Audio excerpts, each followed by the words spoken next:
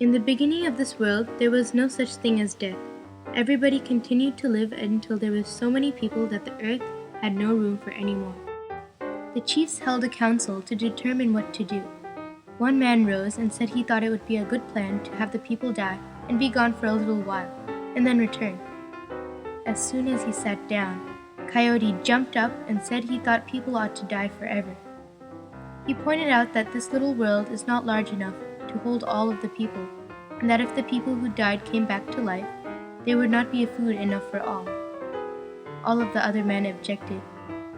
They said that they did not want their friends and relatives to die and be gone forever, for then they would grieve and worry that there would be no happiness in the world. Everyone except Coyote decided to have people die and be gone for a little while, and then come back to life again. The medicine men built a large grass house facing the east.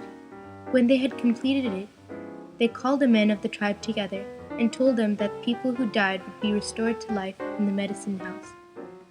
The chief medicine man explained that they would sing a song calling the spirit of the dead to the grass house. When the spirit came, they would restore it to life. All the people were glad, because they were anxious for the dead to come and live with them again.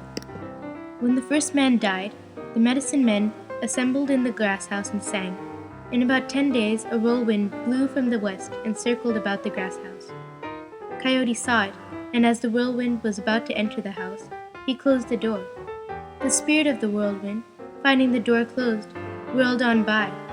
In this way, Coyote made death eternal, and from that time on, people grieved over their dead and were unhappy. Now, whenever anyone meets a whirlwind or hear the wind whistle, he says, "Someone is wandering about." Ever since Coyote closed the door, the spirits of the dead have wandered over the earth, trying to find some place to go, until at last they discovered the road to the spirit land. Coyote ran away and never came back, for when he saw what he had done, he was afraid. Ever after that, he has run from one place to another, always looking back first over one shoulder and then over the other to see if anyone is pursuing him.